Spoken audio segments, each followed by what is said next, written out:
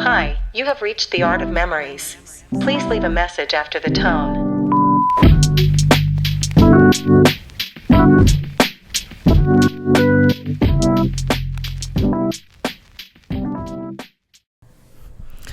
Well.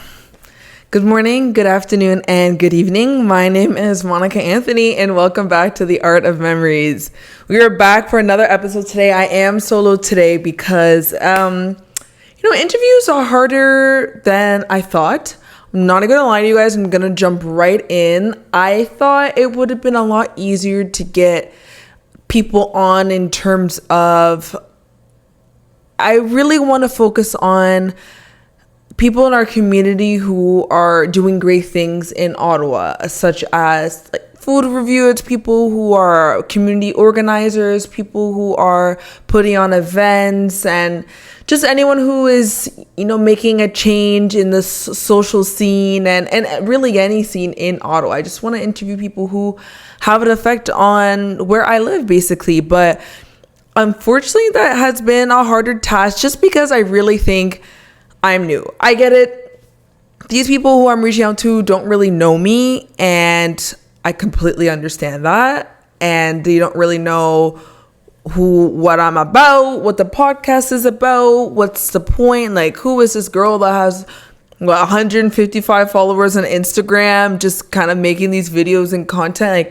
What's the reason? Why should I go on her show? Why should I be the first one? And I think that's also the thing, is no one really wants to be one of the first ones. I've had an interview, but I think it's just taking that leap and trying to find a way to, get people in and, start these conversations. So I think slowly it'll get there. But if you are interested, I'm always open to have conversations. So please reach out to me if that is something you're interested in doing. I'm always interested in interviewing people, but I really want to focus on, not to say I don't love my people, but I really do want to focus on interviewing people just outside of my network in my own personal circle. That way I can have more of an outreach.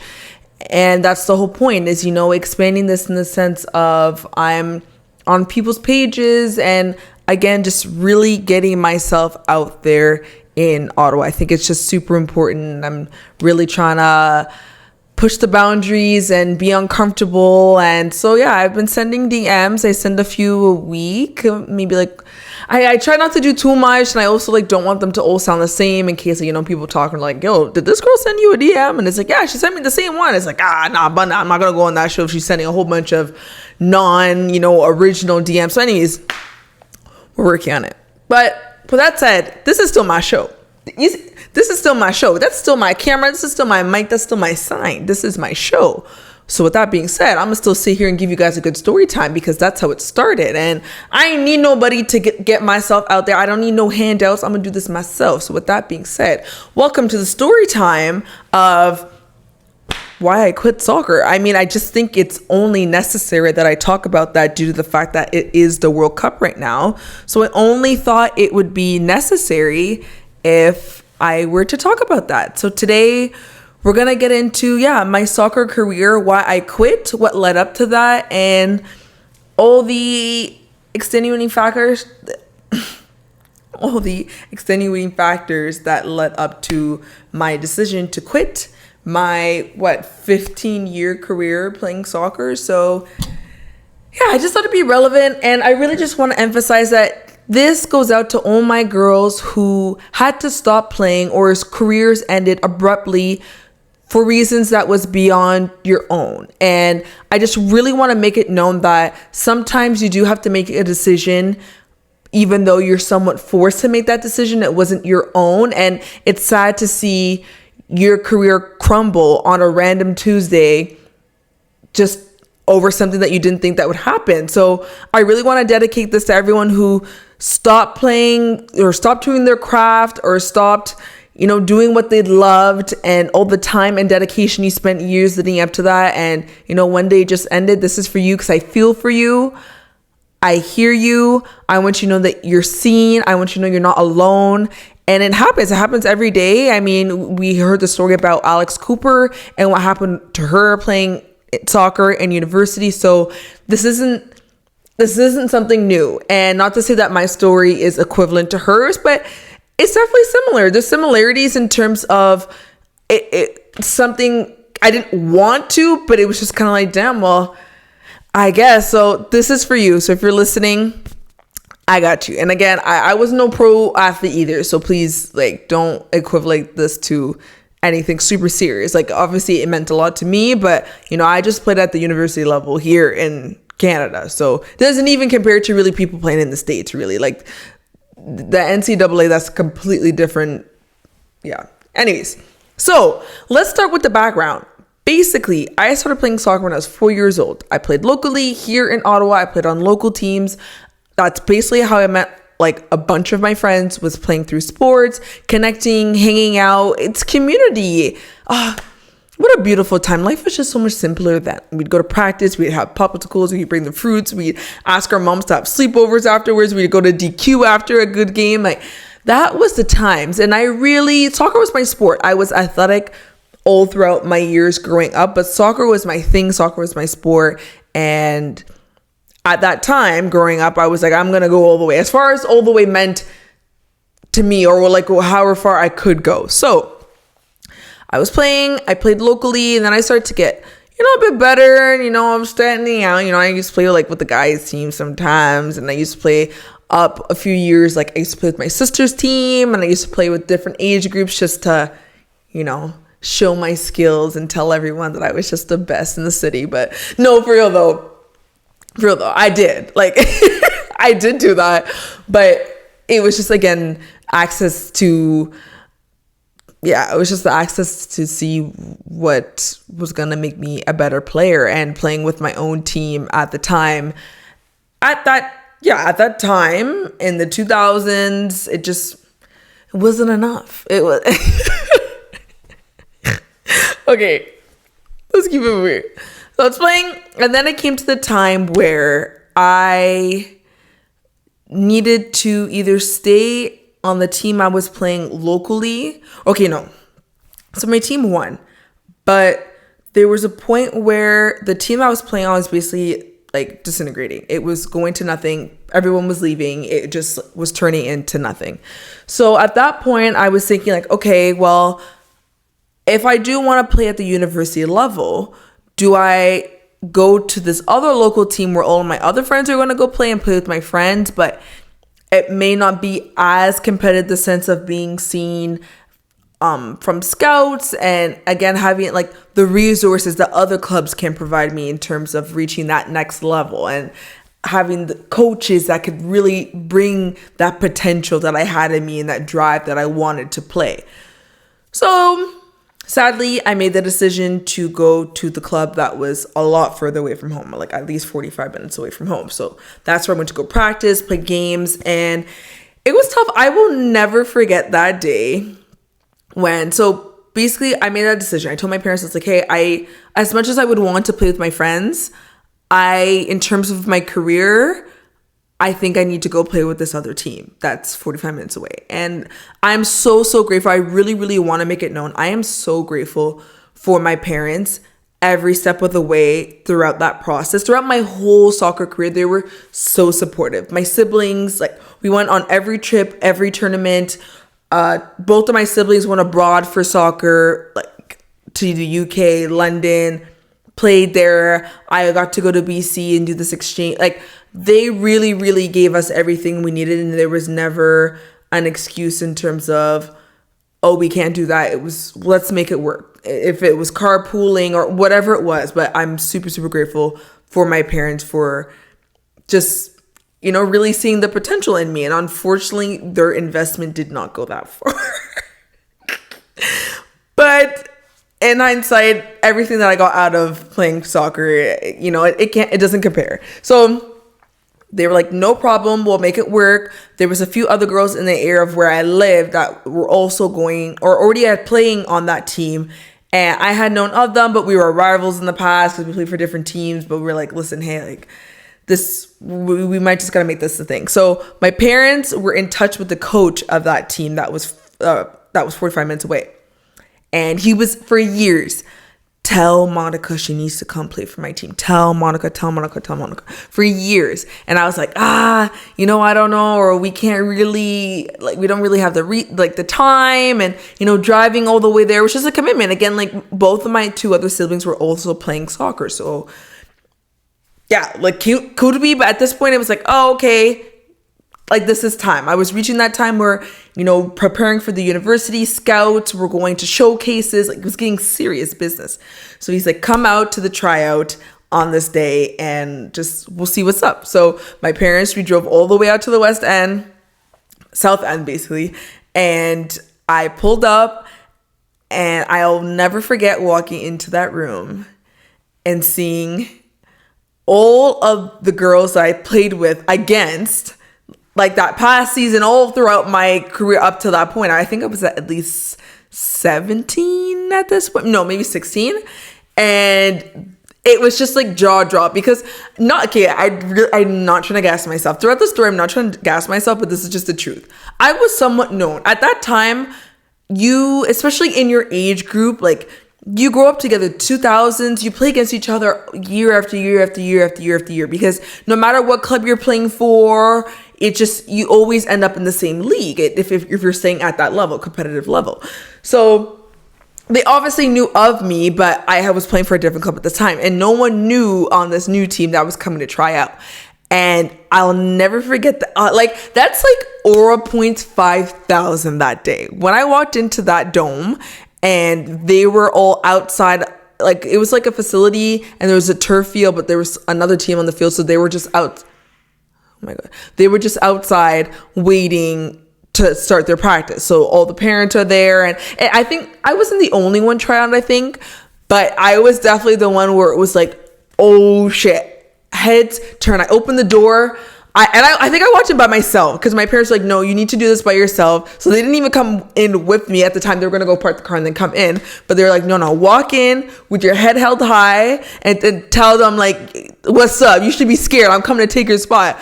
So I walked in there, and yeah, my heart was beating out of my chest, and all the girls were looking at me. You heard whispers. Parents were like, oh my God, is that Monica? Oh my God, she's trying for the team. Oh my God, we got to make sure our girl spot is still safe on the team.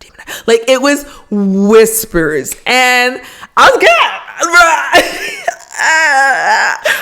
gassed. I was gassed because I knew I was good. I was good. Again, I like to reiterate, not to toot my own horn, but I was good. I had potential. If anyone, that was prime. Like, I promise you, I was in my prime.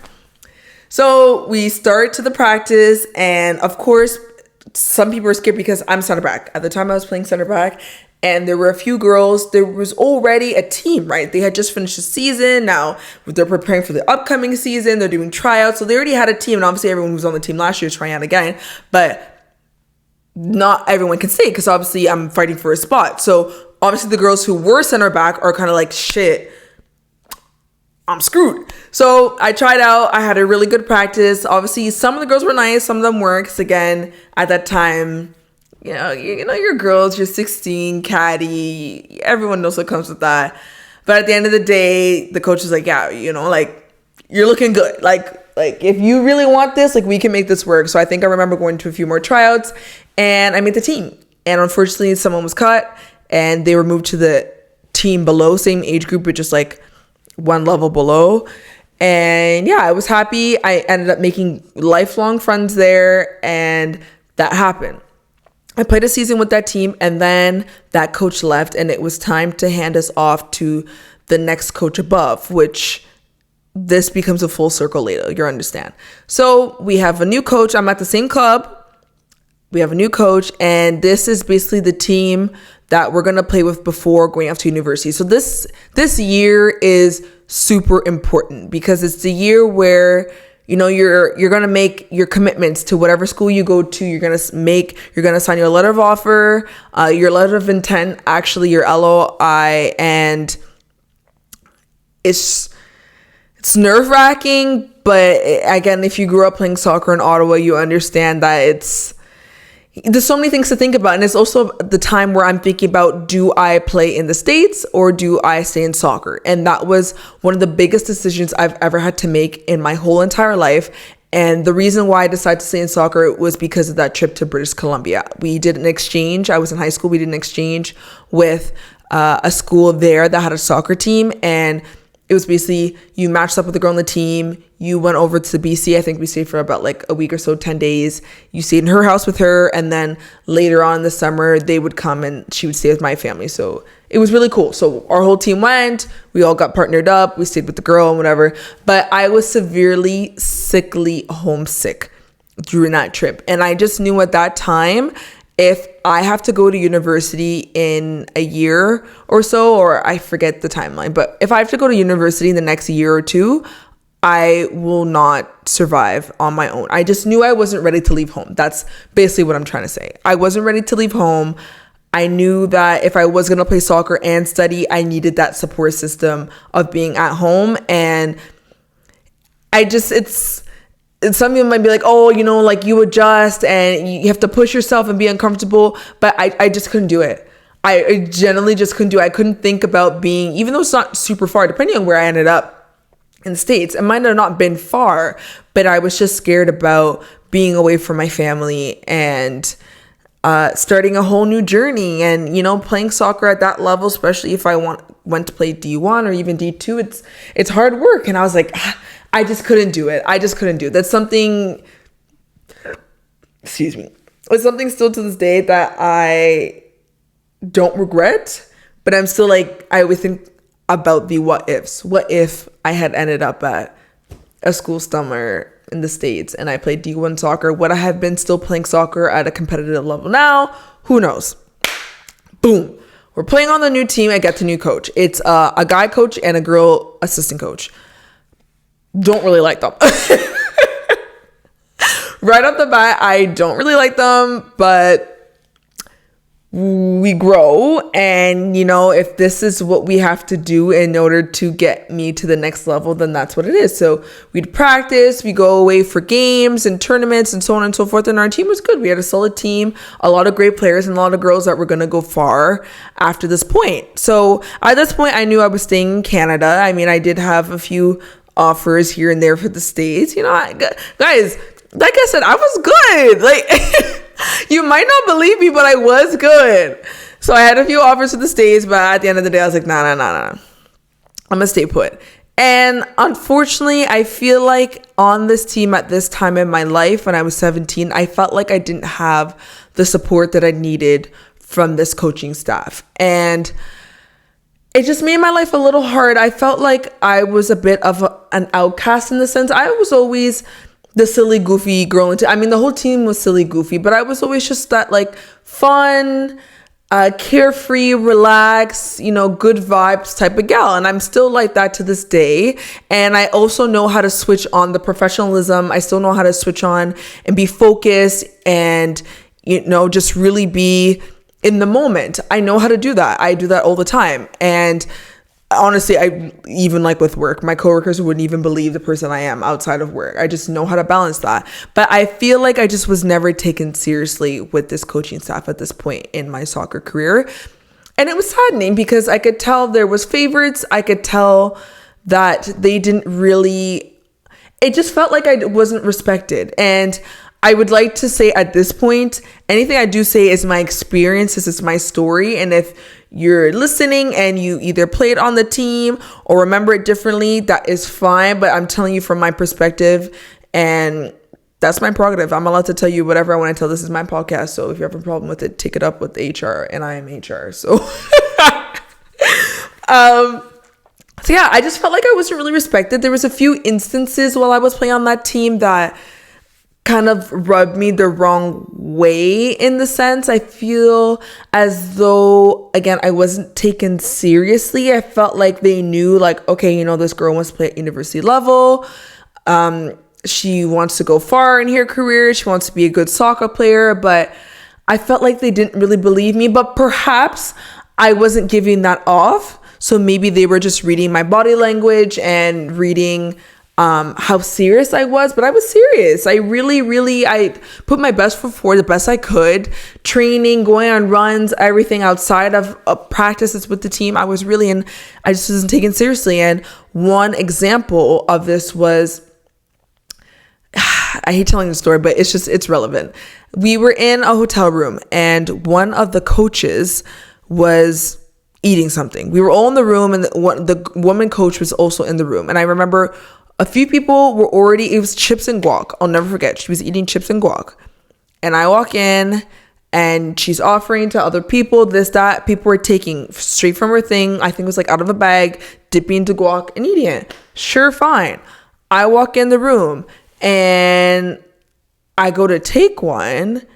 And immediately she asked me, "Did you wash your hands?" I don't think I remember you asking anyone else here if they washed their hands. Like, I walked in and everyone else was eating from it, and I watched her also offer to other people without asking that question. Like, I was there and didn't ask anybody else. It was rude.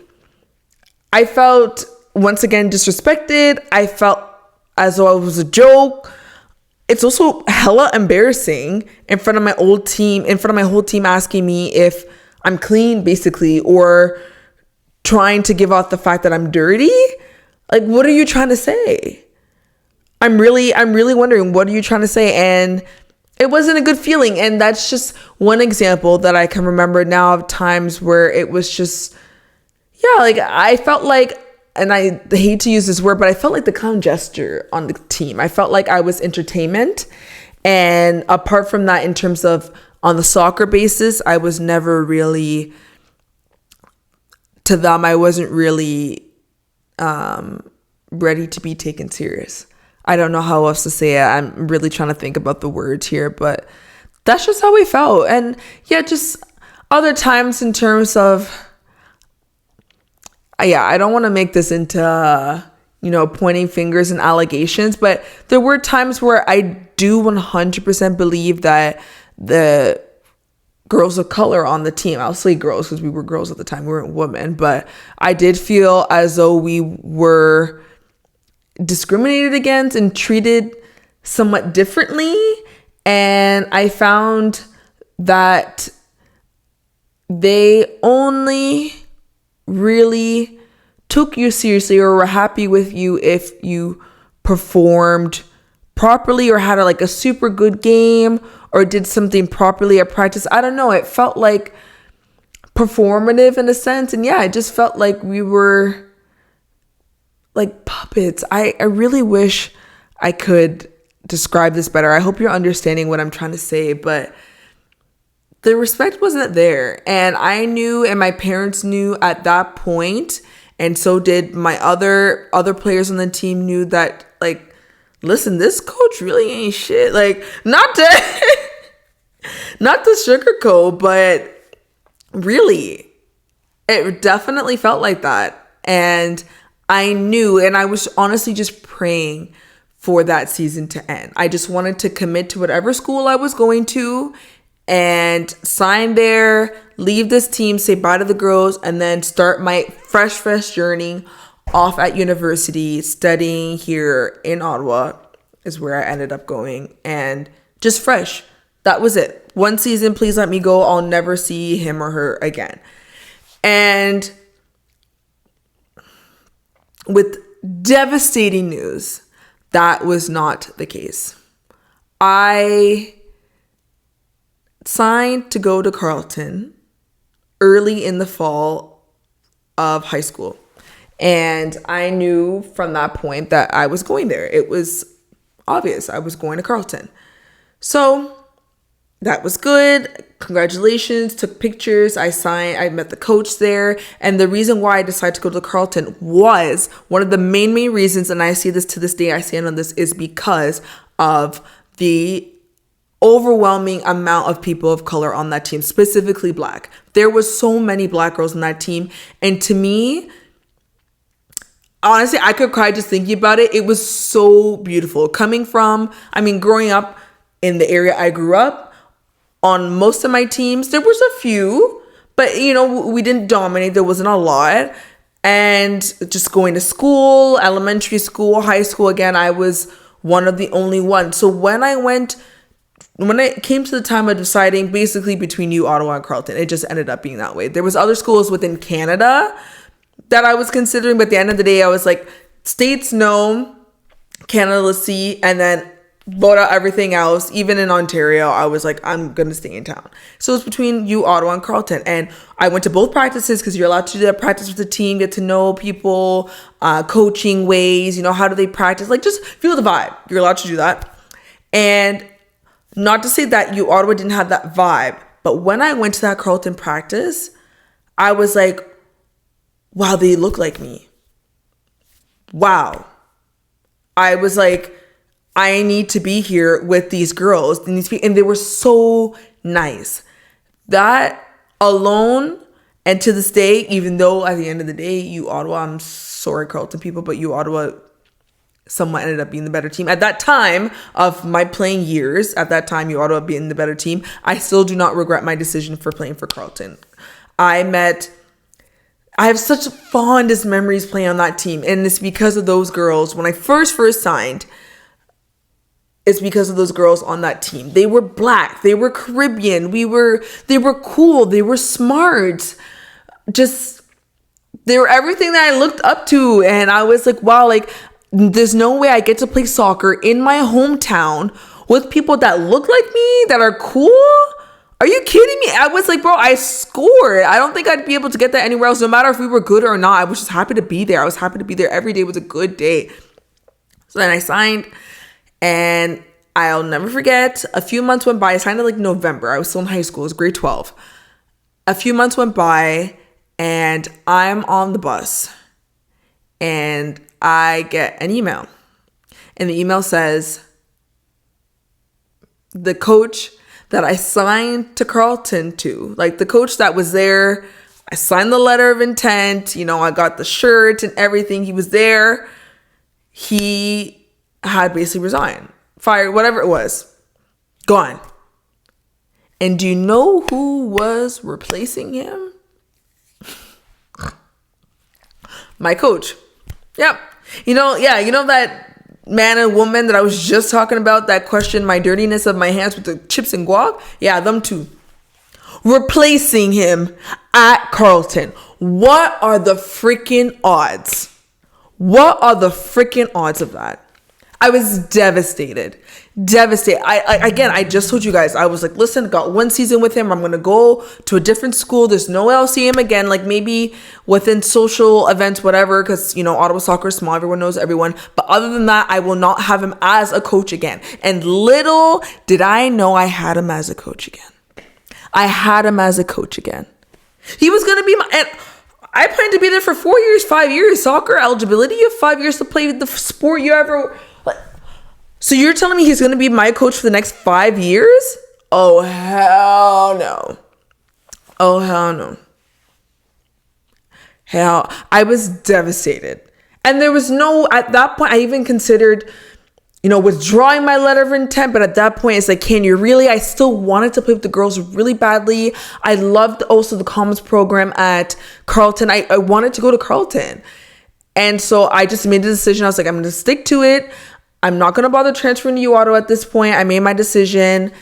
It might be fine. And it also might be to my advantage because they already know me. But based on, again, our history, I was like, I don't really think they like me. So, started the season. Everything was fine. I played first year. I was on the team first year. Did I play? Not so much. But that's okay. A lot of the time, first year, you don't. Some girls did, which is great. Absolutely. I subbed in a few times. I played some of like the easier games or was subbed in like, you know, late into the second half. But yeah, I didn't play too much, which is fine. I showed up to every practice. I went to every workout. I was there for just every team bonding, everything I was there for. And I was determined to just be the best student athlete that I could. Even prior starting like the school year at Carleton and everything, I was still in high school. This was like end of high school, close to graduating. I used to get up, drive to Carleton, go work out there, because again, once you signed your letter of intent to go to school, it's like kind of like, okay, well, you can start doing things a little bit earlier with the team. So I wasn't really doing anything with the team, but I was allowed to go to the facility, like start workout regimens, like sprints. So that's what we did.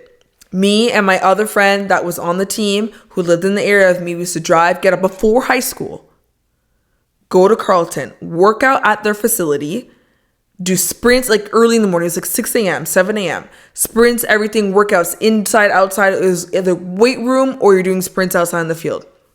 And you'd be a few other people who just wanted, to get a good early workout in before like preseason. And that's what I do. And then I would drive back and I would either go straight to school or like go home and then whatever, shower and take the bus and go to school. But that was all before high school. Like I was locked the fuck in. And unfortunately, it just wasn't enough for the first year. I did everything I could. Preseason was really hard. Slapped me in the face in August. That was the hardest time of my life. And yeah, but we traveled. We went to different schools within Ontario. We played well. Did we go far? No, but that's fine. I went to some great uni parties with my soccer team. It's like, life was good. Apart from not playing, life was good. But I still felt the sense of a bit of injustice with the coaches. I found that they were never satisfied with me. They were never pleased. No matter how I performed in practice, didn't matter. I was still, based on my position, it was hard to play because center back, you have two and the two play the whole game practically. It's one of those positions that don't sub very often. So I was always like, there was the starter center back, the second starter, and then I was like the next man up. So if any of the two really got injured, like I would be the next one in. But again, the odds of that are slim. So that's why I didn't play much. But I do so well in practices. I would show up I was working so hard. And it just never felt like it was enough. I felt like anytime like there was a joke, or something, I just was never taken seriously. I would say something and you'd be like, hi, yeah, whatever, Monica. Like it was just, I always felt like I was dismissed, belittled a little bit with just some like snarky comments, and yeah, it was sad. And then I started my second year, again, still on the team, preseason, everything, tried again. Didn't have the best cardio, but I don't know, girl, what can you do? And unfortunately, again, I just like wasn't a starter in my second year. Sure, fine. Practicing, boom, I get a concussion. Practicing one day, it's such a silly story. I'm not even going to tell it right now. I'll tell it quick. Basically, I was going to practice at Carleton. My sister and I were carpooling. I go to get in the car, bash my head against the front of the car. I had a low 08 Honda Civic, those cars are super low. I went to go duck and get into the car, but I didn't duck enough and I hit my head inside the car. So be it. Sorry. Like, it's a stupid ass story. Don't make fun of me. I obviously hit my head pretty hard. Go to soccer practice. What's the goal of this practice today? Headers. All of the defenders were practicing headers. So I'm boom, boom, boom. But I felt sick. I was so nauseated. I was dizzy. And I basically went to like the staff there that they have for just like the staff. And I was like, girl, I do not feel good. And she did a few tests on me and she was like, you have a concussion. So then I was out. I was out for a few weeks. Didn't really covered. Okay, I'm fine now.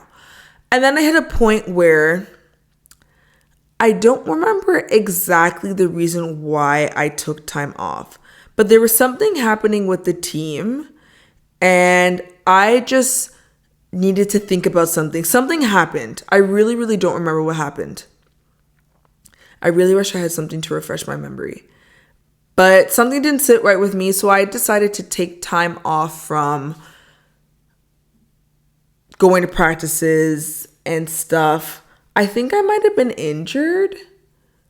I really wish I don't remember, but I had a good reason why. It wasn't just like I was off that and decided to quit. I had a good reason why.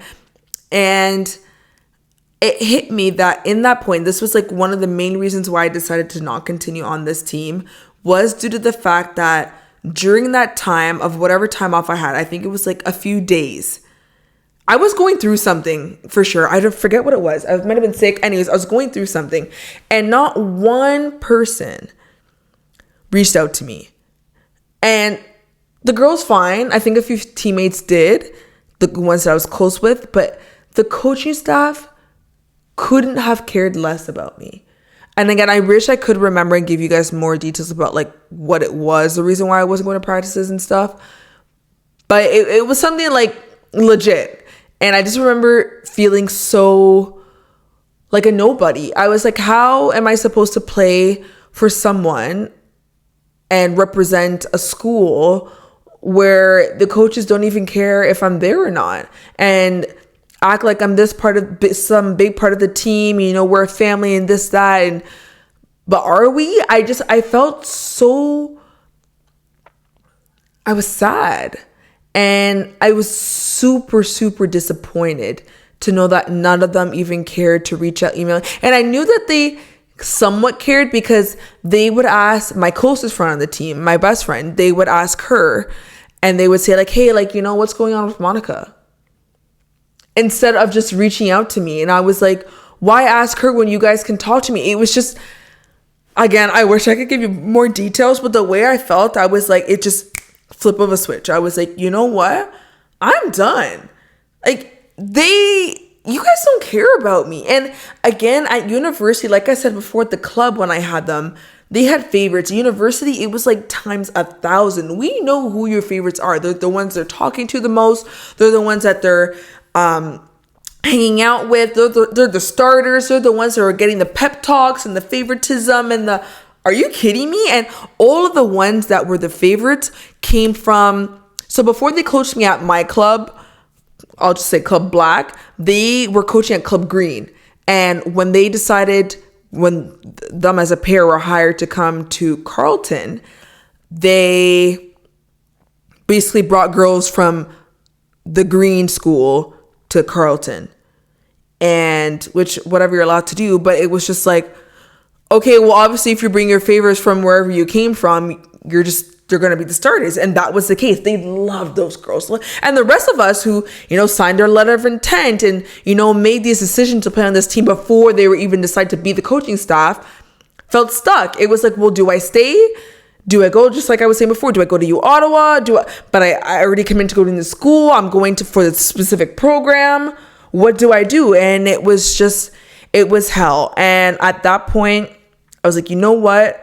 I wish I could find the email. Maybe I have it. I was just like, you guys don't care about me. And that unfortunately was the reason for the end of my career, was the fact that the coaching staff could not care. And this goes on again to some big stuff. I think my parents were involved. Even during COVID, during Black Lives Matter, like there was allegations that came out against them. Like it was very serious business because of, you know, the mistreatment that a lot of players of color felt from them. And I don't want to speak for everyone, but I could speak for the ones that I know that were involved. And yeah, like that shit was hell. And it just, obviously you want to play the sport that you love, but if it's due to the fact that you're playing for a coach that just doesn't really see you as a person and more of just, yeah, a player, but you're just so much more than a player when you're on a soccer team. Soccer is about, like I was saying before, it's community. It's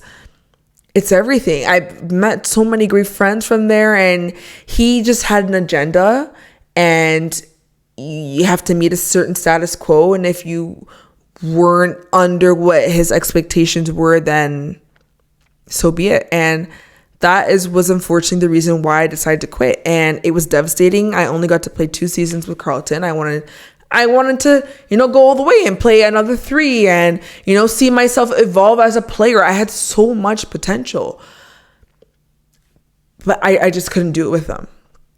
I couldn't do it with them. And it's sad to say that a coach is the reason why I stopped playing, but it's the sad reality for a lot of us women players out there. And it's just unfortunate because where do you pick up from there? And as soon as I quit, I think a week later, COVID hit and I was at home.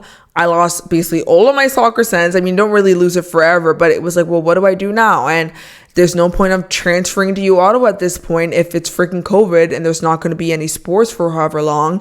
And also, if I do transfer, you have to wait a year because you can't just transfer and play right. Anyways, this is this whole regulation, but you have to wait a year to play again for a different school. So even if I did go to Ottawa to continue my studies, I wouldn't be able to play for the soccer team until another whole season after that. So what's the point? I'm basically at graduation at that point. So yeah, it was devastating. And it's, again, unfortunate that my career was in the hands of them and that was the demise, but it happens. And I think this is a relevant conversation because I think, and I know of a lot of other girls that experience what I experienced, not in terms of, again, of the, I don't want to say like the injustice and like the discrimination factor, but yeah, also just like I know a lot of girls who experienced and saw the favoritism at hand and who weren't one of the favorites and who worked hard day in and day out, went to extra sessions. Like when I tell you, like working, and it never showed on the field because they never played for like 3-4 seasons, never touched the field. What are you supposed to do?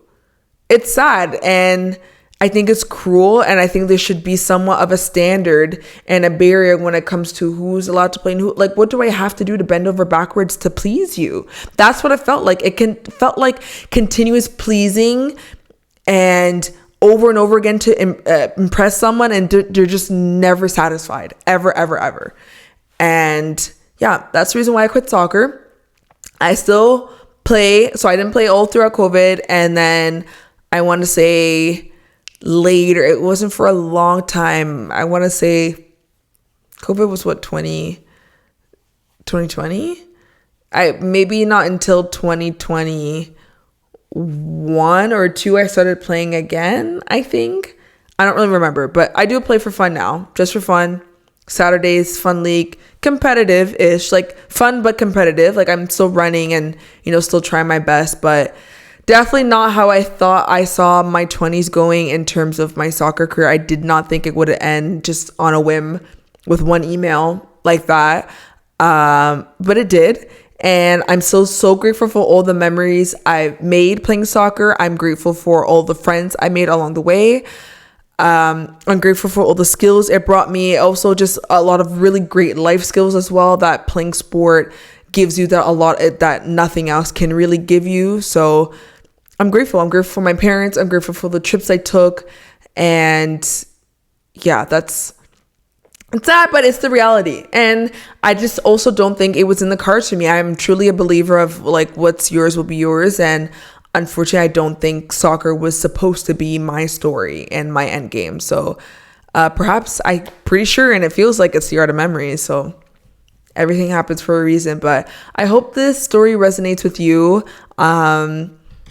It was a quick story, but a meaningful one. And I really just wanted to share because, again, so much soccer stuff is going on. And I've never really spoken about it on a public, like publicly in general, on a public platform. And yeah, I felt like it was the right time.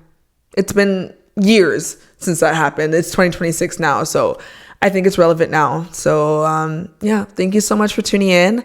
I will be back, and I really hope the next episode is an actual interview so you can meet some great people who are doing some great things in Ottawa, because there's so much to showcase here. And the city is, especially in the summer, is vibrant, colorful, it's lit. We're outside. So that is it from me. TA of M loves you so much. Take care, and we'll be back for another episode in a few weeks. Bye.